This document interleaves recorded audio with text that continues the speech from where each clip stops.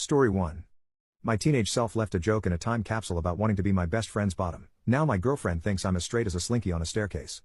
When I was a teenager, my friend and I came up with the idea to write a list of life goals on a piece of paper for our older selves. We placed our papers inside a lockable box without showing each other what we had written. My friend was the more responsible one between the two of us and the least likely to open the box prematurely, so we both agreed he would keep the box and store it somewhere in his parents' basement until we were old enough to open it together.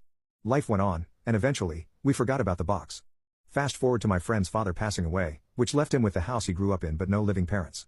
My friend made plans to turn the house into an Airbnb. A couple of weeks ago, I got an unexpected call from him. We were no longer as close, so phone calls between us were somewhat uncommon. He informed me about his dad, the house, and then mentioned what he had found in his parents' basement, the box. I encouraged him to open it then and there and read what we had written while we were on the phone, but he suggested making it more meaningful by meeting up and reading it in person. Cut to the two of us becoming the four of us at the meeting because our girlfriends had also become invested and involved. So there we all were, at my friend's parents' house, enjoying good food and good company. When the time came to open the box, everyone expressed their excitement. My friend and I had totally forgotten what we'd written, so all of us were going in blind. A toolbox was required to open the box because the key for the padlock was nowhere to be found. My friend gave me his list, and I gave him mine. Our girlfriends insisted on it. I was the first to read. My friend had the following things on his list: 1. Fix my teeth. 2. Make money. 3. Learn other languages. 4. Travel. 5. Learn to cook. 6. Eat healthy. 7. Lose my virginity. 8. Study. 9. Teach. 10. Continue skateboarding until I die. My friend's list was fun for everyone. However, he seemed hesitant to read my list. As soon as he said it might be better if I read my list in private, all of us, including me, egged him on to just read the damn thing. My friend reluctantly read the following out loud. 1. Tell Josh I want to be his bottom. That was literally all I wrote. My friend, aka Josh, flipped the piece of paper so that all of us could see the drawing I had made of the two of us smashing. No one seemed to know how to react. I attempted to break the awkward silence by pointing out that I was obviously joking when I wrote that. My friend backed me up and said it was totally in character for teenage me to make gay jokes at inappropriate times. Everyone kind of filed my comment under boys will be boys and laughed it off. That being said, my girlfriend was not laughing during our drive home. She was too busy questioning me about my sexuality. She didn't stop with the questions until I finally confessed that I was, in fact, bisexual, something I had never actually shared with anyone before. Needless to say, that revelation created tension between us, even though I've assured her that I'm not attracted to anyone else but her. Pessimism is telling me that I should brace myself for a breakup. Update 1 day later. My girlfriend seems to be ghosting me now. Her responses to my messages have gone from one-word comments that took her forever to send, to nothing at all. My friend, on the other hand, hasn't stopped messaging me since the events in my previous post. Between my girlfriend ghosting me and my friend bombarding me with follow-up questions, I definitely feel like I messed up as a teenager when I decided to leave a note to my future self that exposed my sexuality. My friend has sent me multiple messages to inform me that he's still in touch with some of our former high school classmates. He made me aware of this because he wanted me to understand why he thought it made sense to share our decades-old list of life goals with other people.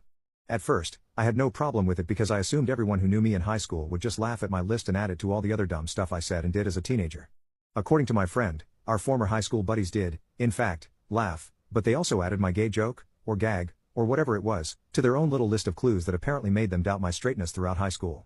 My friend said that nothing about me had ever made him question my sexuality, but he was starting to feel like he might have missed something because it seemed like he was the only person in our circle of friends who hadn't connected the dots. I didn't know how to respond to that, but I managed to answer every question he had for me as truthfully as possible. Yes, it was more than just a gay joke. Yes, I wanted to be more than friends. No, I didn't know our friends had realized I had an inner twink. No, our friendship didn't fizzle out after high school because I had feelings for him. Yes, I'm into girls and guys. I could go on and on. My friend apologized for putting me on the spot and promised to make an effort to spend more time with me in person so that he can learn more about what makes me me. Like old times, but gayer, I guess. He even joked about setting me up with his male friends in case my relationship comes to an end. The last few days have been an emotionally exhausting experience. I've unintentionally come out twice now. So much for waiting until I was ready. Second update 6 days later. My family now knows I'm bi. My girlfriend shared the news with her gym partner, aka my sister, who then informed our parents. I had no idea any of this was happening until I recently visited my mom and dad. What was supposed to be nothing more than the usual hey mom, hey dad, hey totally straight son, blah blah blah unexpectedly became an obvious case of there's an elephant in the room. As soon as my parents asked me how things were going with my girlfriend, I knew they knew. My mom and dad never really cared about who I dated, so for them to suddenly be interested in my relationship made me feel like something was up. When I asked my parents what was going on, my mom and dad looked at each other like they were telepathically trying to figure out who was going to take the lead. My mom decided to step up and do the talking, but she became emotional before she even opened her mouth. My dad took over and said my mom was still processing what my sister had shared with them about my transition from only girls to not only girls. I didn't have to ask how my sister found out. I knew she must have heard it from my girlfriend since the two of them often worked out together. My mom, mid-tears, asked the universe, or whatever, if none of her children were straight. She was referring to both my brother and sister being gay. My dad reminded my mom that she had promised to keep her crap together, especially since she'd been through this twice with my siblings.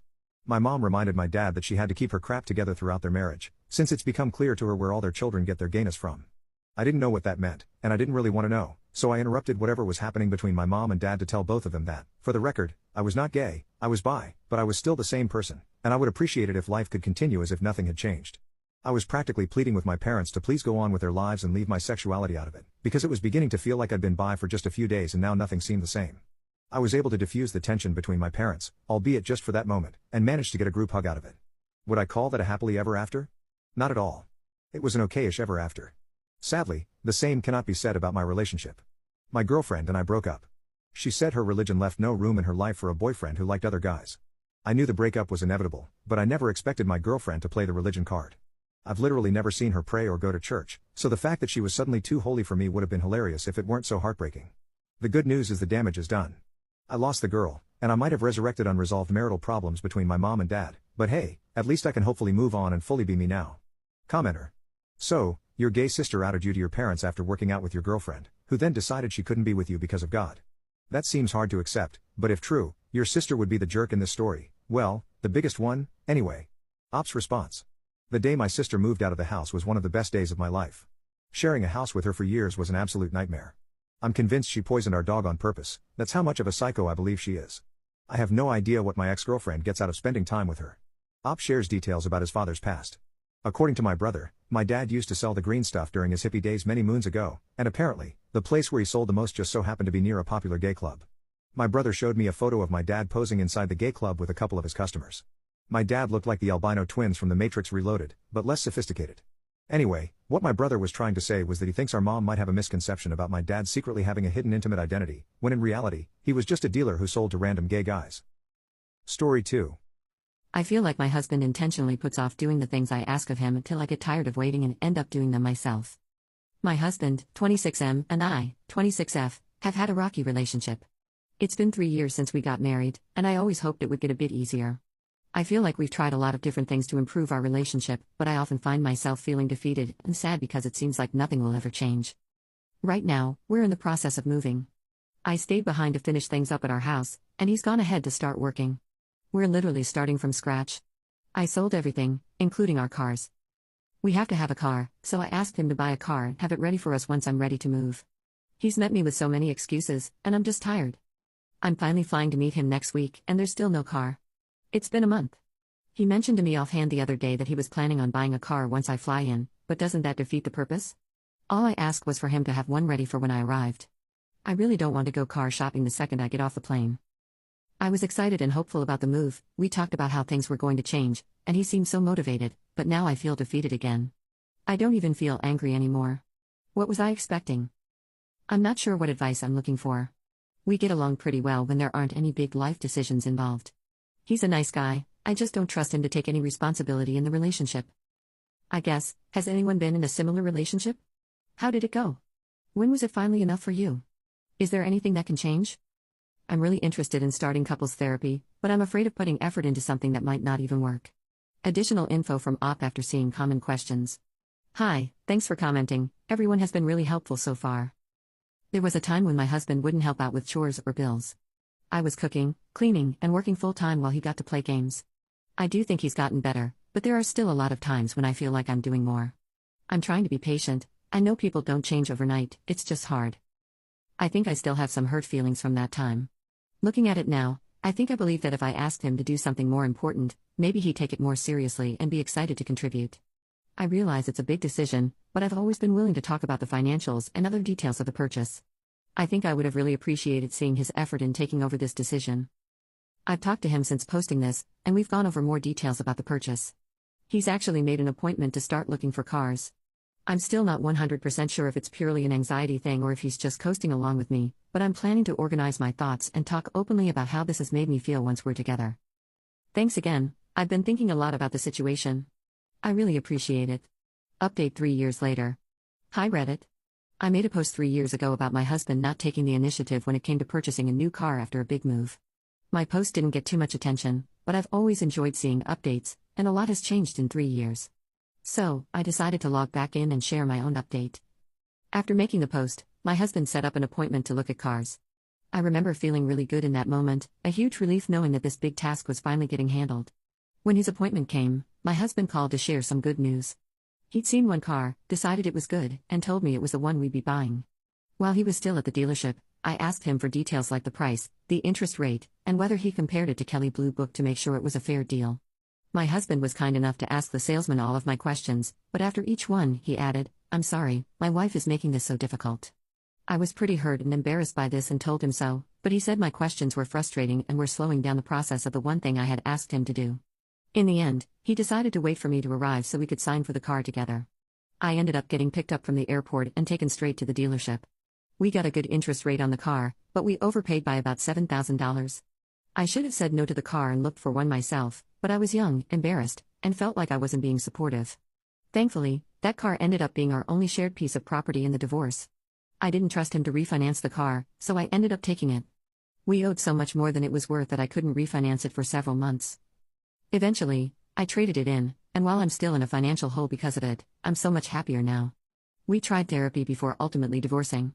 My ex-husband was quite the prodigy. He was cured, his words, not mine, after just a week. He claimed he had it all figured out and saw no point in continuing.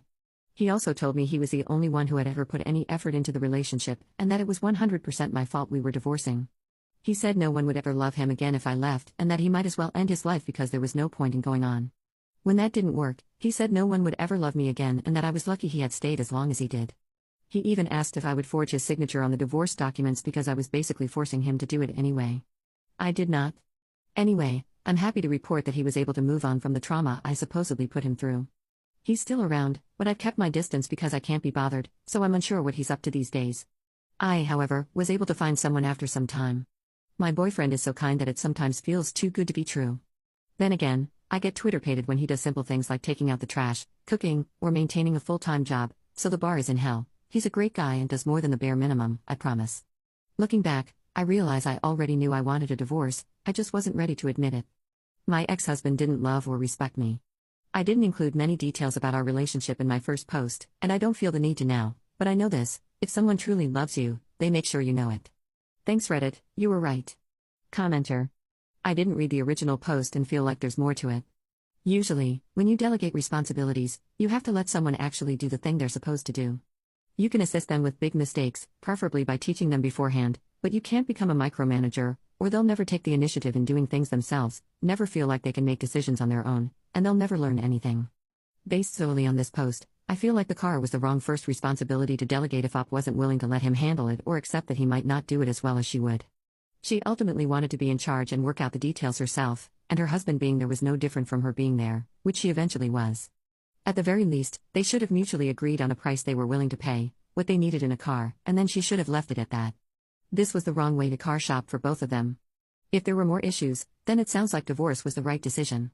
It's just a very poor example for this singular post since you can't ask a partner to make more decisions and take more initiative on their own and then micromanage them when they try. Op should have started with something that carried less financial risk, but if the marriage was a dud anyway, it is what it is. Op's response. I didn't share many details in either post, so it's definitely just a small glimpse into our relationship. I'm not here to air all of our dirty laundry, so I guess you'll just have to trust me when I say this man did nothing, ever. I don't even think I micromanaged him. He spent more time arguing with me that I was taking too long packing our apartment than actually looking for cars. I think his exact words were, "I could have done it in a weekend, and it's taken you a month. I just don't think you love me that much because you're not trying to be with me fast enough." Even with the little things, he did nothing. I asked him to take out the trash once, and it sat by the front door for an entire week before I finally decided to take it out myself. Imagine my surprise when he said he was just about to do it. Yeah, right? But maybe I could have let him learn from his mistakes more? Taught him beforehand? Believe me, I cried, begged, bargained, and eventually just gave up on this man. My mistake was definitely thinking that he would suddenly care and change his behavior. I think, in the back of my mind, I just needed that one extra instance of him not caring about anything to finally leave the relationship. It was never actually about the car. Story 3. I think I found proof that my girlfriend self-terminated our baby on purpose, and what worries me the most is that she may have done it for attention. I, 28M, have been dating my girlfriend, 26F, for 4 years. She has always told me she wanted children, though we never actively tried for one. I never pressured her into having a baby, it was more her idea. I make enough, and we own a home, so having a baby is something we can manage. To clarify, I'm not mad at her about this. I'm extremely concerned, and I feel like everything she said about wanting a baby was a lie. Termination is also legal up to 21 weeks of pregnancy in our state. She told me she was pregnant, was experiencing symptoms, and had taken a test. She was happy and excited. I was happy as well and offered to make an appointment for her. We went together, and she was confirmed to be 6 weeks pregnant. We started planning, and she even told her friends and family. She ended up having a miscarriage at around 9 weeks. It was sudden, and she was upset, so I comforted her. It seemed very tough for her, and I did my best to try and make her feel better. Later, I had to retrieve something from a drawer in our bedroom, and I found some herbs hidden under a bag. It was pennyroyal and mugwort. I was confused because I've heard of pennyroyal being used to induce self-terminations. I asked her about it, and she immediately became defensive, claiming she didn't know where it came from. I kept asking her about it, and eventually, she admitted she had used it to cause the miscarriage. She was crying, and I was just in shock.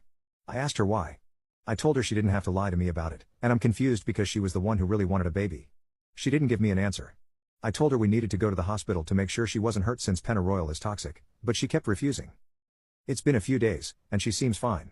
I've been trying to talk to her about it, but she just says she doesn't want to discuss it. Apparently, she has been telling her friends and family that she had a miscarriage and has been accepting their condolences. She's avoiding the topic, and I don't want to push her anymore. I'm not sure what to do because I'm worried she might be having some kind of mental breakdown or something. Eventually, I told her she shouldn't talk to me about having a baby again because I can't trust her on this anymore. She was upset when she heard that, but what else could I say in this situation? This might make me a huge jerk, but in the back of my mind, I've been wondering if she might have done this for attention from her friends and family. I don't know what to do, and I feel like a horrible person for even thinking these things. Update 1 day later. Firstly, for some context, we have a Planned Parenthood that specializes in terminations about 5 minutes away. I understand people thinking she didn't want to get a termination because of protesters. I completely understand. I drive by that specific place every single day for work. I have seen no protesters. It's usually empty except for a few cars on the side of the road. But I still understand why she wouldn't want a medical termination after reading the comments. I asked her why, what was her goal here? She was trying really hard to avoid the conversation and left the room. I apologize if this makes me sound like a jerk, but I told her that if we can't have a conversation about this, I have to end the relationship. She came back in and said the reason she did this was because she never felt like her family gave her enough attention in life and didn't feel supported by them, so she wanted to tell them she had a miscarriage so they would feel bad for her. I was confused because she could have just gotten a medical termination and lied about it instead of harming her body with a toxic herb. I asked her about that, and she told me she wanted to have the experience of an actual miscarriage. I was so confused and in shock that I didn't say much else because all of this just sounded crazy to me. She told me she didn't want me to be mad at her, and she didn't want to break up. She was literally begging me not to break up with her. I asked her if there was any chance the baby wouldn't have been mine. She said no. I told her she needs to get therapy ASAP. Thankfully, I make enough to afford therapy, so I told her I would pay for it if she would just please go. She agreed. I also told her she needs to go to the hospital, and I shared all of your comments about the risks of sepsis, liver damage, and kidney damage. That seemed to scare her into agreeing to go to the hospital to get checked out. We went to the hospital last night, and thankfully, she is okay. Apparently, she drank about 1 cup of it a day for a few days. I also found out she was taking some other things, high doses of vitamin C, turmeric, and parsley. That's pretty much it for now, but I'm not sure where to go from here. I love her, and I do want to be with her, but all of this is so out of the blue. Thanks for all the comments on the last post. If anything else happens, I'll make another update. Second update 2 days later. A lot has happened since my last post, but everything is calmer now. I'm hoping this will be my final update. Apologies in advance, as this is going to be long. In my last post, I mentioned that I told her she needed to go to therapy as soon as possible. I even said I would pay for it and handle everything. I just hoped, for the love of God, that she would please go to therapy. That was the only thing I wanted. I haven't set anything up yet because she told me she doesn't want to go to therapy right now. She said she will never do what she did again and doesn't believe she needs therapy. I went back and forth with her on this, but she was very insistent about not wanting therapy. I told her that I can't move forward in this relationship if she doesn't go to therapy. She argued with me about it and said that if I loved her, I would stay in the relationship regardless, saying it wasn't even that big of a deal. Hearing that made me pretty pissed because not only did she purposely miscarry the baby we had planned for, but she also harmed herself for no reason, in her words, to experience an actual miscarriage. I can't even trust her anymore. I was considering telling her parents at this point, and I accidentally brought it up out of worry for her mental health and because I was pissed off. She begged me, got on the ground and begged me, not to tell them. I took her word for it because I didn't want her to lose her mind even more over this. I told her that I absolutely have to leave this relationship. I explained that it's not my responsibility anymore because this whole situation has honestly been making me lose my mind too. I had been holding it back, but I just can't take it anymore. Also, yesterday, Before this fight, she publicly stated on Facebook that she had a miscarriage and was torn up about it, once again accepting condolences in the comments. I brought it up to her, and she told me the same thing she said in my last post, that she pretty much just wanted to feel important to her friends and family. She was so nonchalant about it and honestly seemed to think I wouldn't care. I told her to stop posting about it and to stop telling people. During the fight, I told her seriously that I can't be with her anymore. I said she could stay here for now or go back to her parents. At this point, she was lying on the ground crying. I had my phone ready because my gut was telling me she might do something to herself. While she was packing in the other room, she would come out and suddenly hug me out of nowhere, saying that if I was breaking up with her, she wanted one last final hug. The wildest thing was when she came out of the room wearing one of my shirts, a shirt she hadn't been wearing before. She took it off right in front of me and handed it back, saying, "Here's your shirt back." I have no idea what she was trying to do. She finally ended up leaving and went to her parents. Right before she left, she was crying, and I think it started to hit her that I was actually serious. She kept messaging and calling me constantly, saying everything from wanting to fix things together, to agreeing to therapy now, to promising she'd never do what she did again. I've been ignoring all of it. I realize this is no longer my responsibility, and her parents can take care of her now. As I feared, she apparently did try to harm herself. Her mom messaged me about it, saying her daughter is at the hospital. I assume she's on a hold now because she tried to unalive herself. Thankfully, she is physically fine. That's the end of it, and I believe this will be my final update. I am not going back to her. I'm going to try to stop thinking about all of this and focus on moving forward. Also, I plan to get a good lock for my door. Thanks for all the advice on my last post. Edit. I ended up telling her parents. I shared the messages between her and me, took photos of the herbs she used, and told them everything. Thankfully, they didn't accuse me of anything or react drastically. Instead, they thanked me for telling them. They said they would inform the hospital about what I shared. I'm not entirely sure what's happening at the moment or what will happen next. Story 4. My ex prioritized his stepdaughter over our daughter for years. Now it's almost time for my little girl's birthday, and my ex says he won't come unless his stepdaughter is invited. For the last few months, I, 32F, have been planning my daughter's, Rose, fake name, 13th birthday. For her birthday, I've been organizing a week-long trip to Greece. Rose has been obsessed with Greece for the longest time and has been begging to go there forever. Now, I've finally saved enough to give her a special birthday. The problem, however, is with my ex, Alex. Ever since I started planning the trip, he's been pushing for me to invite his stepdaughter, Mary. For some context, Alex and I broke up a few years after Rose was born due to cheating during the pregnancy. We lost touch for a year or two before he came back asking to be in Rose's life. I agreed to co-parent with him, and things were going well, all things considered. That is, until he got married to his new wife, Sarah, who already had Mary from a previous relationship. Sarah and I get along really well, and so do Mary and Rose. The issue isn't with his new family but with Alex. Ever since he married Sarah, all his attention has gone to Mary. At first, I understood, he needed her to get comfortable with him being her new dad. But it's reached the point where he barely puts any effort into Rose. He's missed several of her important competitions and events, as well as her birthday, just because he had to take Mary to the dentist, pick her up from school, or take her to the movies. These are actual excuses he's given when I confronted him about his absence in Rose's life. I should clarify that I have no issues with Mary, I love the kid. My issue is with Alex acting like she's his only daughter. I've talked to him about this several times, and he always uses the excuse that Mary needs a dad too, then tells me to stop being selfish and to appreciate that he's in Rose's life at all. While planning for the birthday, I didn't invite Mary or Sarah deliberately so Alex could spend time with Rose on the trip. I even asked them beforehand if they were okay with this. Mary doesn't like traveling anyway, so they both agreed not to come. Alex, on the other hand, has been refusing to accept this and keeps pushing for me to invite Mary, saying it will be good for the girls to hang out. I've refused to budge, and it all came to a head last week when I asked Alex to confirm the dates, and he said he wasn't coming unless I invited Mary. I obviously said no, but he didn't back down. I finally had enough and told him that if he wouldn't come unless Mary came, then he shouldn't bother coming at all. He tried to argue, but I haven't spoken to him since. He's been blowing up my phone, but I honestly don't have the energy to deal with him.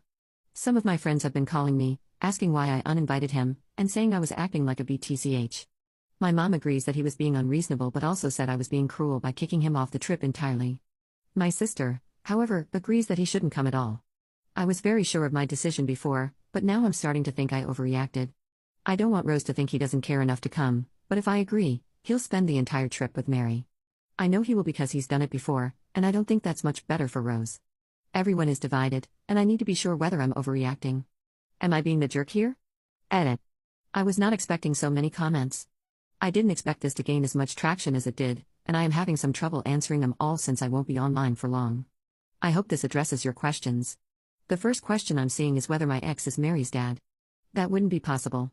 I have met her father, and she looks a lot like him too. Does my ex have bad intentions toward Mary? I don't think so. I could be wrong, but I believe he thinks of her more like the daughter he has always wanted. They also share many interests. Are Mary and Sarah okay with all this? No, they have been trying to convince him to let it go, but my ex is very stubborn. I also asked them not to get involved so the drama would die down on its own. Is this what Rose wants? She really wanted her father to come. She loves the man a lot, but I will ask her since it is her trip and her choice. Would she want Mary to come? Yes. Rose looks up to Mary, and the two get along. Even without my or Sarah's involvement, they are naturally friends. As for the financials of the trip, I am paying for everyone since it was my idea to go. My mom and sister were originally coming, and I might just make it a girls' trip to avoid the drama. For now, thank you all for the support, as well as the valuable advice and insights. I feel much less stressed about this. I will have a chat with Rose and update you all when I can. Update 4 weeks later. Hello again, Reddit. I wasn't planning on updating, but since we're heading to Greece tomorrow, Rose asked me to share an update for those who were interested. I hope those curious about how things turned out are able to see this. A lot has happened since my last post, so I'll try my best to explain everything clearly. After my last post, I called Rose's therapist for advice on how to approach the situation. Following his advice, I sat down with Rose, explained everything, and even showed her the post. I reassured her repeatedly that none of this was her fault and apologized for making decisions without consulting her first. I told her to take her time processing everything and let her know I was ready to listen whenever she was. I'm glad I did so because, a few days later, Rose came to me with her thoughts. Giving her time to reflect really helped her articulate herself and think everything through. She decided not to invite her dad on the trip but was against cutting him off completely. While I initially disagreed, I respected her decision and didn't push the matter. We discussed a lot of other things, but I'd prefer to keep those private. I also suggested family therapy, which she agreed to, and I've booked sessions for next year. She will still be going to individual therapy, and so will I. I hope that it will help us communicate better and also help me make better decisions in the future as her mom. By the end of our talk, we shared a much-needed cry, which, I admit, I initiated, hugs, and then watched Mamma Mia. Side note, to the commenter who suggested the movie, thank you. Rose and I loved it so much that we watched the sequel the same day. It was the perfect choice to get us excited for the trip. We're thinking of watching it again at the end of the trip as well. Now, onto the drama. I reached out to Sarah and invited her over to talk about Alex. I showed her the post, including the comments concerned about Alex's relationship with Mary. While I didn't share those concerns, I wanted Sarah to decide for herself. As she read the post, she got to the part where I mentioned Alex's cheating. She was confused and asked what I meant. I explained how, during my pregnancy, I discovered texts and pictures from other women on Alex's phone. When confronted, he admitted to cheating because he wasn't ready to be a dad. That was why we broke up, and he disappeared for a while before returning to be part of Rose's life. Sarah was furious. According to her, Alex had told her I cheated on him, and that's why he wasn't involved in Rose's early years. He also claimed it was because he wasn't sure if she was his. Hearing this, I was livid. I've never been with anyone other than my ex, romantically or otherwise. Between raising Rose and building a career, I never had the time. Alex's lie didn't even serve a purpose since Sarah and I had always gotten along. After our conversation, Sarah assured me she was going to talk to Mary and confront Alex. A few days later, she called me crying, asking if Mary could stay with me for a while. I checked with Rose, and she was fine with it, so I agreed. From what Sarah told me, she confronted Alex about the real reason we broke up. During their argument, Alex became furious, possibly drunk, it's unclear, and hit her. Sarah had a visible bruise on her face when I arrived. I was and still am shocked by this. Alex had never been violent during our relationship and never even showed any signs of being violent. I'm still having trouble believing it's true, which I feel really bad about, considering how he left Sarah. A huge chunk of her face is swollen and bruised badly. He didn't just hit her, he punched her so hard that she said she thought he knocked her out. Sarah doesn't have family nearby, and Mary's father is away due to his job as a pilot. So, Mary has been staying with us while Sarah handles the situation. After hearing about what happened, Rose invited both Mary and Sarah on the trip, which is incredibly kind of her. My sister canceled anyway since she couldn't secure a sitter and didn't want to travel with the baby yet. So, it will be me, Rose, Sarah, Mary, and my mom. It's the same number of people as originally planned, so I didn't have to make new accommodations for them. As far as I know, Sarah hasn't made a report or anything yet, so Alex hasn't been arrested. As for why Alex wanted Mary to join the trip, his mom unintentionally told me everything. About a week ago, she called asking to see Rose before we left for the trip. I wasn't really keen on the idea, but I agreed as long as Alex wasn't there. During our visit, she rambled on about how Sarah's family made Alex feel unappreciated, how Mary didn't call him dad, and how Sarah's ex-husband was always showing him up. Basically, she went on a rant about her poor son, who everyone is against these days. Yes, you heard that right. This idiot was doing all this not because he cared about either of the girls but because he wanted to be better than Sarah's ex. I'm honestly still freaking pissed as I write this. He ruined his relationship with our daughter and used Mary to make himself look better than Mary's dad. I don't want to believe this is the case and that I'm misunderstanding, but it's something Alex can and has done before. I even talked to Sarah about it, and she agreed this might be the case. Although it's just speculation based on what his mom told me, it seems the most likely explanation since Mary has denied him being inappropriate with her. I have cut off Alex and his mom and told Rose we can revisit seeing him only after I have a legal custody agreement and child support in place. Both can take a long time, which I am grateful for. I'm hoping it will give Rose some time to think more about her relationship with her dad. Sarah has filed for divorce, which I am helping with. She and Mary have been through a lot. Thinking about how this whole thing started, it feels so silly. It's been a mess, but that's the update. Thank you to everyone who supported and advised me. Your insights were greatly appreciated. We're looking forward to our trip, and I'll be focusing on giving Rose the special birthday she deserves.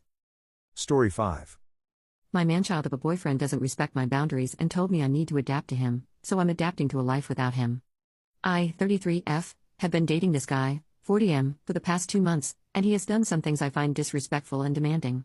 When I confront him about it, he tells me, "You don't know how to act right in a relationship."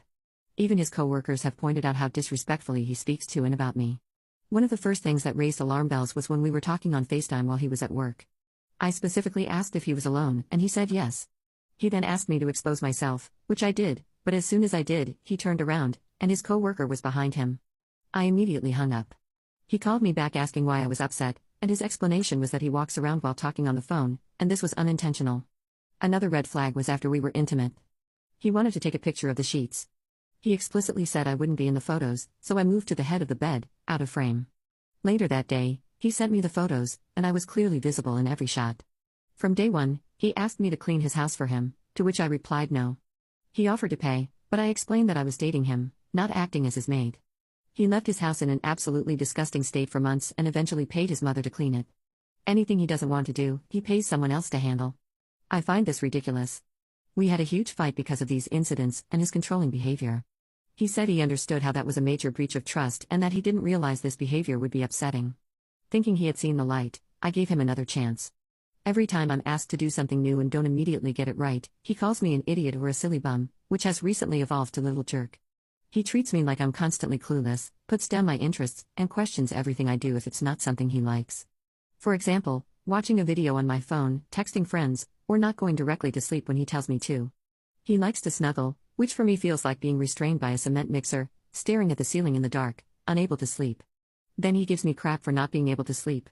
While eating corn on the cob, he asked me to get him napkins, which was reasonable, but then he didn't put his cob down and insisted I wipe his face. This man is 40. He once asked me to fetch him a chocolate bar from his kitchen and then mocked me by asking if I was blonde because I couldn't find it. Last night, he ate pizza and left the box in the living room. Hours later, he demanded I go back in and put the pizza in the fridge. This morning, he woke me at 6 a.m. to get him Advil because his back hurt. I did, but then I was wide awake. I started working and getting ready for the day while he fell back asleep. When he woke hours later, he was upset that I didn't come back to bed and that I had already showered. When I explained that once I'm up, and that he should have gotten it himself since he can fall asleep so easily, he became upset and said, "I guess I'm used to my girlfriends taking care of me. I do it for you, and I can't believe how upset you get over the simplest requests." He constantly talks about how his girlfriend will need to adapt to his lifestyle. He is also well endowed and intentionally injures me to remind me that he was there. Last night, we went through some vacation pictures he took a few weeks ago, and I was alarmed by how many photos of me he had taken without my knowledge. These included revealing photos and pictures of me at the beach in a bikini, which he knows I'm self-conscious about. Sorry for the super long post. I already know the answer, but every time I confront him about anything, he says the problem is me. Am I crazy, or should relationships be about coexisting, not conforming to someone else's standards? I've been living on my own, self-sufficiently, for 15 years, and I'm educated. I feel like he belittles me to mask his own lack of intelligence. Update 1 month later. Oh, I know that now. I didn't know how to leave without him doing something terrible, but in the end, he was going to do it no matter when or how it ended. We went away for the weekend with his parents and fought the entire time. On Monday, he ghosted me, and I thought I was safe because he left me. No reason to retaliate, right? Well, I started getting texts from a man who said he worked with me years before and wanted to try out a younger woman. I shrugged it off, thinking this guy was a moron, and went on with my day. Then, I started getting messages from a man who said he saw me on Tinder and wanted to say hi. Normal, right? I didn't think anything of it. Then Thursday rolls around, and my ex starts messaging me, accusing me of ghosting him and creating a Tinder account before we broke up. I did not. He said that someone he works with saw me on there and messaged him while we were with his parents. I denied it and apologized for being such a bad girlfriend, thinking that's what he needed to feel like he had the upper hand. Then he asked me if the man messaging me on Facebook Messenger had contacted me. I said yes, and my ex let me know that he had sent this man to me so I could sleep with him to get over my ex. So, I went back to the guy on Facebook, and he had no idea that I was my ex's girlfriend. He even sent me the explicit photos my ex had sent him of me. I went back to my ex and let him know I was aware of the photos he sent. He said, "OMG, you're unreal. This is nothing, get over it. You're naked, and no one can see anyone's face, no one knows who it is. Well, it doesn't matter that you can't see my face if you send that person directly to my Facebook profile." So, I decided to ignore him. Well, narcissists really don't like that. He sent me 63 texts, called 11 times, and created alternate accounts on social media to message me. He sent me photos of myself that he had taken without my consent and a photo after he finished on himself, telling me, "This should have been in you." This was all between Friday and Sunday. Sunday morning, I got a text from an unknown number that said, "Total WH I want more pics," followed by a text from my ex telling me he was on his way to my house to talk. That's when I went to the police. While I was giving my statement, he threatened to post my pictures on Reddit. He called me twice and sent more pictures he had taken. I didn't press charges, but the police said they would call and warn him. It took them a few days to get him to talk to them, but he cried like a baby after they told him that if he continued to contact me in any way or distribute my photos, he would be charged with criminal harassment, the illegal distribution of intimate images, intimidation, and voyeurism. He told the police he was so persistent in contacting me because he was worried I was going to harm myself because of how things ended. When the voyeurism charge was explained to him, he claimed he had every right to take photos of me because we were dating. The police clarified that you can't even take a photo of your wife nude without her consent. I'm pretty sure now that the other two random numbers that texted me were actually him using a private number app. I had no idea something like that existed until now. The man he sent to me on Facebook does actually exist, though. My ex managed to go a week without contacting me, but now, every Monday, he creates a new account and requests that I block him. This past Monday, he sent, "Hope you're doing well, up. Can you please block me? I am sorry for any pain and embarrassment you have endured. I have thought a lot about how I acted and went about things. Totally wrong, and you did not deserve it. Wish you all the best. I have some issues that need to be addressed. No crap, bud. I'm not going to go back to the police unless things escalate beyond that. As soon as he gets a new victim, I'll be free, and to be honest, I feel like a total idiot." Commenter. Honestly, I would press charges just so he doesn't end up raping or unaliving another poor woman in the future. Seriously, the guy is a complete piece of shit who obviously doesn't consider you or probably other women as human beings. Ops response. I was originally going to charge him with everything because I wanted to protect other women. The police asked me, why? Because no other woman did anything to protect you. I know that comes across as selfish, but I would be putting myself and my support system through quite an ordeal. At least he admitted guilt to the police, but things could turn ugly in court. It takes a strong character to get through something like that, and it would take years. I'm hoping this was enough of a wake-up call for him to get some help. I don't want to see his life ruined, and I really don't want to go to court and have his lawyers tear me apart. The man he sent the photos to will get dragged into the mix, and he has a family. Story 6. My once doting and loving husband now ignores our daughter and snapped that life would be easier without her. I'm devastated, and don't know what to do. I'm posting this on a throwaway account because my husband knows my main account and I feel bad about bringing our problems to the internet, but I don't have anyone else I can turn to about this without risking things getting worse. I don't even know where to start with this. For some context, my husband, 38M, and I, 42F, have been together for nearly 16 years and married for 10. We met while he was passing through the city I lived in at the time for work-related reasons. After keeping in touch over the phone for a long while, and after multiple hints and signs from me, he confessed his love for me, and we've been together ever since. He moved in with me after 3 years and settled in well. My family loves him, and he managed to land a good job as a high school history teacher at nearby school. Throughout our entire relationship, he has been very loving and nurturing, always taking my feelings into consideration and going out of his way to keep us both happy. He is incredibly sweet, and even after 16 years, my love for him hasn't faltered at all. With that being said, it's a big reason why his recent behavior has completely blindsided me, and I have no idea what to do. We had our first child, who I'll call Dawn for now, almost 5 years ago. My pregnancy was incredibly smooth and easygoing, and all throughout, my husband was even more gentle and loving toward me. It made me feel incredibly lucky to be starting a family with him. There were some complications during the birth, but overall, it was a wonderful experience, and we were overjoyed to finally have our daughter. For the first month or so, my husband was adamant that I let him do all the heavy lifting so I could focus solely on myself and Dawn. During this time, he took care of nearly all the house chores, with my parents and sister often stopping by to help with Dawn and other tasks, and made sure to spend time with Dawn whenever I needed a break. Once we both returned to work, he called my parents during his lunch break to check in. During Dawn's later infancy and early baby years, he eased up a bit on his checking in, but by no means did he give her less attention. Over time, though, I noticed that he was gradually spending less and less time with Dawn and seemed to be focusing more on work. I love Dawn with all my heart and am incredibly grateful she is in our lives, but I'd be lying if I said she was an easy child. She is very stubborn and lively for her age, so when my husband and I aren't scrambling to make sure she doesn't hurt herself or get into mischief, we're busy calming her down from tantrums. It can be exhausting. What's more concerning is how much this seems to be wearing on my husband. Nowadays, he's less motivated and energetic than he used to be. He's still sweet to me, but he's starting to pull away from me and Dawn. Our life in the bedroom has become completely non-existent. The most upsetting thing I've noticed recently, though, is how distant he's become with Dawn. The other day, during breakfast, she was excitedly trying to tell him about a show she'd been watching. He just put his cereal in the fridge and walked away. The look on Dawn's face when she asked me why he was ignoring her completely broke my heart. Another issue is how little he's doing to help with Dawn. Every morning, I wake up early to get her dressed and fed for the day, drive her to school, and pick her up later. I take her to every doctor appointment, dentist visit, playdate, and school event. It feels like the only time my husband spends with Dawn is after she gets home from school and when he makes dinner. This has led to many arguments where I ask him why he doesn't put more effort into his relationship with Dawn. He always gets defensive and never gives me a clear answer. What prompted me to post here was an argument we had earlier this week. I was about to take Dawn to the babysitter since no one would be home to care for her. I honestly can't remember how it started, but it quickly escalated. Many hurtful words were exchanged, and I'll admit that some of the things I said were out of line. He started ranting about how much he's done for our family and how hard this is for him. I interrupted, asking how it could be so hard for him when I'm the one doing everything related to Dawn. He snapped, saying that if it weren't for her, things wouldn't be this hard. After he said that, we both went quiet. I probably would have torn into him, but I was too shocked. He suddenly decided he needed to go for a walk to clear his head. I've been completely shaken since that argument. I thought he was happy and just going through a rough time. After that comment, though, I've been rethinking every aspect of our relationship since Dawn was born. I feel heartbroken and numb. I don't know where to go from here.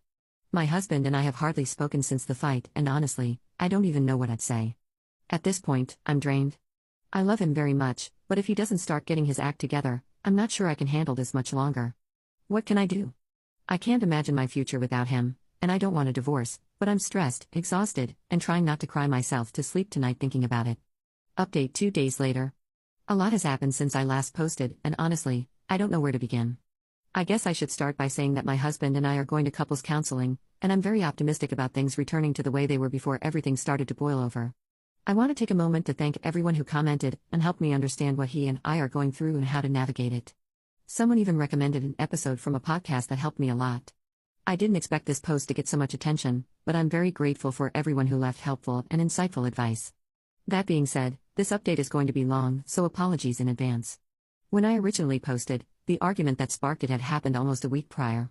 Now, it has been a little over a week since that argument. The day after I posted, I decided to look into therapy and counseling for both my husband and me, as well as play therapists for Dawn. Some people suggested that her dysfunction wasn't normal and that she might be going through something, either related or unrelated to my husband's and my behavior. I spent the entire day making a list of what I needed and wanted to bring up during the talk I planned to have with my husband later that day. I was obsessing over what I wanted to say and how to say it, as many of you suggested being gentle with my wording and encouraging honesty and transparency. Dawn was sick and stayed home from school, so I alternated between preparing for the talk and taking care of her while my husband was at work. Around 12:30 p.m., I was getting some medicine for my daughter when my husband called me.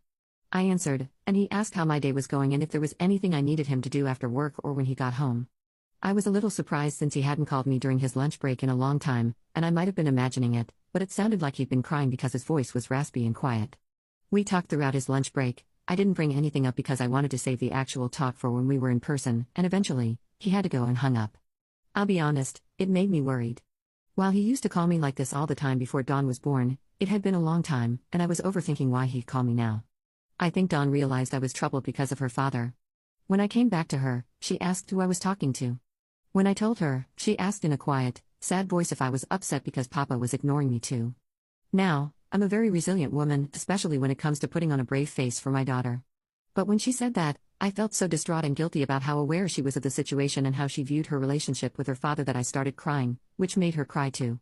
While we hugged, I reassured her that her father loved her very much and was just having a hard time. She told me she didn't want him to be having a hard time. I took the opportunity to ask her if she was having a hard time. She admitted she was sad because she thought Papa didn't love her and wanted him to be happy again. We cuddled on her bed, and eventually, I fell asleep comforting her. When I woke up, the sun had already set. Dawn was still sleeping, and I could hear my husband watching something in our room. After making sure Dawn was tucked in, I went into our room.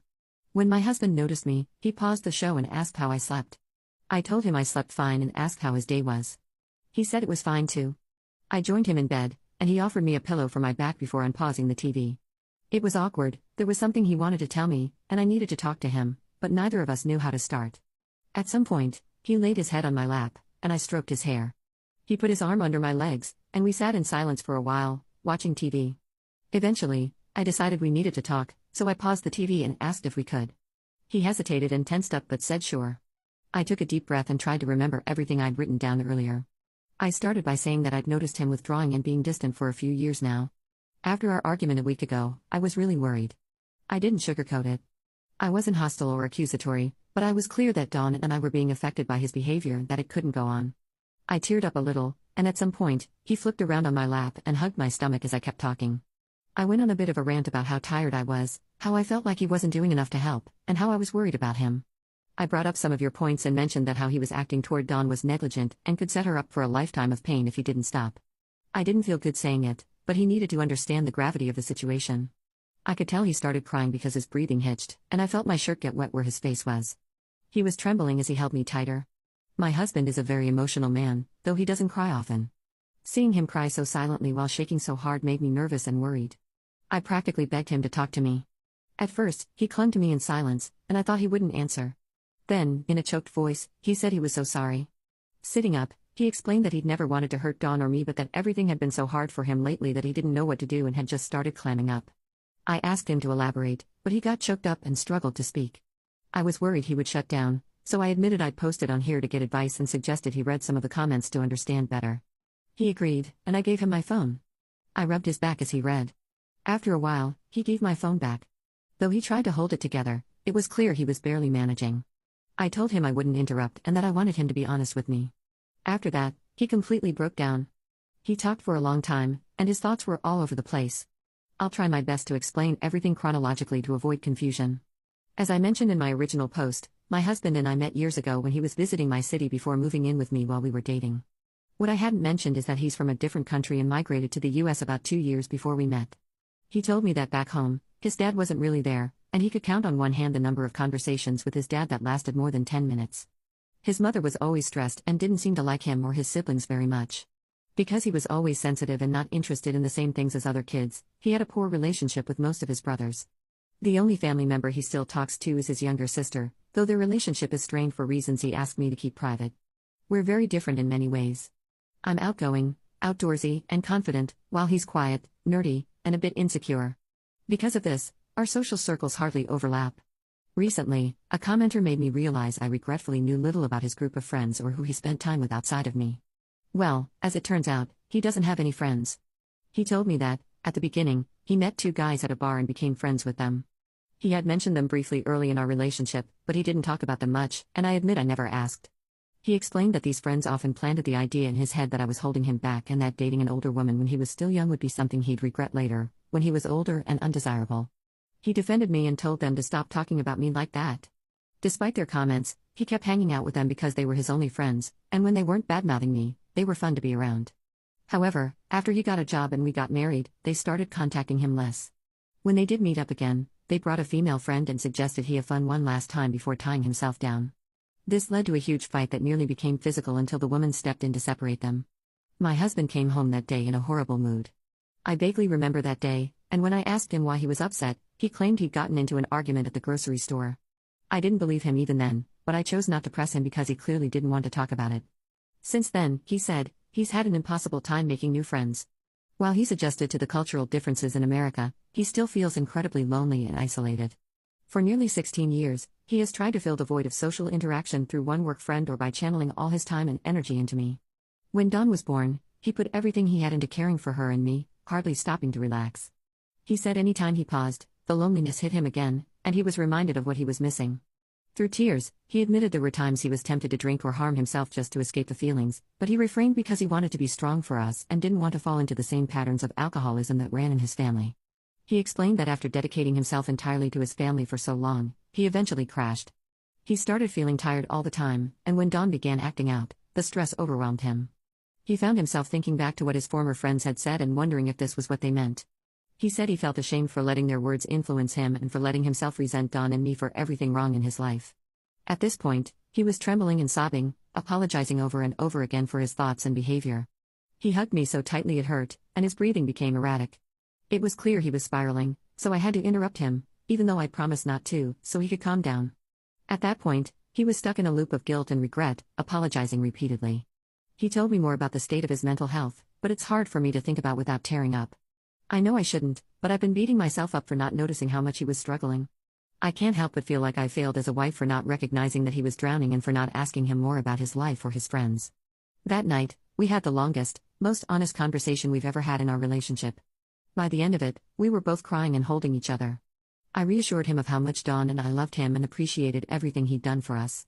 I promised to be by his side every step of the way and to help him get the support he needed. It was the first time in a long while that we snuggled so closely, and miraculously, he didn't toss or turn at all that night.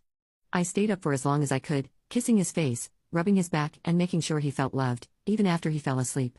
The next day, I asked him to take the day off work so we could focus on each other and make sure nothing was left unsaid. He agreed. We spent the day bowling, eating at a local cafe, visiting an ice cream shop, and then going home to cook dinner together. During dinner, we discussed our next steps. We agreed to start marriage counseling and for him to begin individual therapy to address his mental health. Based on everything he's told me, I'm almost certain he's been dealing with depression. Later, we picked Dawn up from school and asked if she wanted to go to the park. She was thrilled. I let my husband take the lead, and I watched as the two of them played on the playground and chased each other in the grass. It was the happiest and most energized I'd seen him in a long time, and it made my heart swell. On the car ride home, he sat in the back seat with Dawn and played I Spy with her. At one point, Dawn said very excitedly, "I'm so happy Papa loves me again." I could practically hear my husband's heart break. He went silent for a long time before hugging her tightly without saying a word. Dawn looked guilty for making him sad, and I think my husband noticed because, when we got home, he quickly excused himself to the bedroom for a moment before coming back out, trying to seem cheerful to lift her spirits. The rest of the day went smoothly. As I was getting ready for bed, I heard him in the next room telling Dawn how much he loved her, that he had never hated her, and that he never wanted her to think otherwise. He read her a bedtime story, and after she fell asleep, he came into our room. We talked for a while, and I told him how proud I was of him for being so open and for all he survived. I kissed him and convinced him to cuddle me again, though it didn't take much convincing. As I write this, I'm lying in bed with him snoring loudly on my chest. I doubt I'll get much sleep tonight, lol. We've planned a weekend getaway this week. Dawn is excited to stay with her cousins, who have a pool she loves. I'm forever grateful to everyone who commented and helped me through this. I can only see our love growing stronger from here. My only regret is not addressing these issues years ago, but I'm focused on repairing and rebuilding our marriage. My husband asked me to thank all of you for your concern and for slapping some sense into him.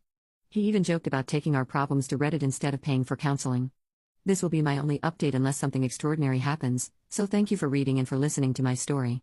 If you're going through something similar, I strongly encourage you to sit down with your significant other and get to the root of the problem. Trust me, it will do wonders for your relationship. Edit. I forgot to mention that my husband explained why he walked away when Dawn tried to talk to him. He said he was overwhelmed that day, felt like he was going to pass out, and, honestly, she was starting to get on his nerves. He apologized to her and promised never to do it again. Dawn was very understanding and sweet with him, and I'm so proud of them both. Story 7. My daughter's dad and I have been saving equally for her future, but my son's dad has been spending for himself. Now he expects me to split my daughter's savings with our son so he doesn't grow up poor. I have 2 kids, Alice, 12F, and Ben, 6M, with different dads. My ex, Alice's father, and I have a joint savings account where we've been depositing £10 per week each since I found out I was pregnant with her. After 13 years, at £20 a week between us, her account has £13,240 and is increasing by a little over £1,000 a year. When I found out I was pregnant with Ben, I created another savings account for him. Liam, his father, had a pre-existing savings account with a couple of £100 in it and thought he could build off that, so we have separate savings accounts for Ben. After 7 years, at £10 a week, the account I have for Ben has £3,610. If Liam were also contributing £10 a week, as Alice's dad is for her, Ben would have over £7,000. However, because Liam uses a separate account, I couldn't keep track in the same way as I could with Alice's account. Liam says the account for Ben that he controls only has a couple £100, so while our son should already have over £7,000 in savings, he has less than £4,000. It seems that not only has Liam consistently forgotten to put money in, but he's also withdrawn two amounts, one for half the cost of our son's school uniform and one for the cost of his football kit. The idea of these accounts is that the kids get them when they turn 18, untouched in the meantime, so they can use the funds to help with university, put money toward a car, use it for rent, or even buy something really impractical and expensive that they wouldn't otherwise be able to afford. I make a bit more than Liam, but not much. I could afford to mass deposit the missing money right now and tighten our belts next month, or I could double my contributions to Ben's account until the difference is made up, which would take about 7 years. Liam thinks I should add their total and then equally divide the amounts in both accounts between the kids or take what's missing from Alice's account. Liam says he can't afford to make up the difference himself right now and won't be able to contribute £20 a week for 7 years to make up the shortfall. We have shared savings, about £2,000 in an emergency fund, and a joint account for household expenses like food and bills. We could take money from the emergency fund, but that is meant for emergencies. It just doesn't seem fair that Alice has significantly more than Ben, but I'm unsure how to fix it without being unfair to her. Edit. Technically, Liam is my fiancé, not my husband, but we've been together for 7 years, lived together for as long, and are currently wedding planning. I make the most out of all the parents, followed by my fiancé, and then my ex, Alice's father. Taking money from Alice's account was never an option as far as I was concerned, but it's what Liam suggested. The wedding fund has about £2,000 in it. I thought it was less, but I just sat down and counted it all out. It's literally a jar of cash. I could put the wedding fund as it stands into Ben's account without having to touch the emergency savings. If I did that, Ben would be much closer to where he should be, and Liam would only have to double his contributions for a couple of years to make up the rest of the difference. Update 1 day later. I asked him again why he didn't have the money. He said he just didn't. I asked him to bring up his bank statement, payslip, or anything that could show how much money he had, bearing in mind he was last paid on the 28th, and today is the 30th, but he refused. I told him that if we were combining finances in any way, I should be able to see where his money is going. He responded that I wasn't showing him my financial information, so I pulled up my banking app to show him my own balance and transaction history. He then showed me his last statement, which his bank had emailed him today. We had a fight, and he's staying in a hotel tonight, which, it turns out, he can more than afford. He has nearly £60,000 in his personal current and savings accounts, presumably meant solely for himself. Essentially, after leading me to believe he had put aside £3,500 for our son, he admitted he had only allotted a few hundred. I had actually put aside the £3,500 to combine with his. Instead of admitting that he had nearly 60 grand at his disposal, he told me to take money from my daughter to give to our son. When I asked him what he thought he was doing, he replied that he didn't see the point of creating a savings account for our son to access when he turns 18, as our son is currently only 6. I explained the concept of saving up again, but he repeated that our son wouldn't need the money for years, so he didn't see the point of building it up for the past 7 years or for the next 11. I told him he could have just been honest with me 7 years ago instead of lying, and he could have told me the truth at any point in the last few days. Instead, I've been tearing my hair out over what to do to make it up to our son, and he has watched me struggle, dismissing me as dramatic and worrying over nothing. I cannot see us getting married after this, not ever. It's not just the trust issue but also the fact that, knowing he had nearly £60,000 in savings, he decided it was okay to guilt-trip me into taking money meant for my daughter to fix his mistake. The wedding is 100% off. I don't see myself forgiving him anytime soon, but we have a son to think about. If nothing else, I'm going to have to figure out how to co-parent with him. Commenter. I just need to know about the look on this guy's face when he showed you his bank accounts. I need to know if this piece of crap had 1 ounce of remorse, an explanation, or the decency to look ashamed of himself. I don't understand how a person can lie so thoroughly and for so long. That's world-class sociopathy. I wouldn't let my kids near a person capable of that level of deceit. Ops response. He didn't do any of that. He looked a bit put off. Just sort of like he realized it was over. But then he tried to justify it, saying that our son was just going to piss it away once he was an adult.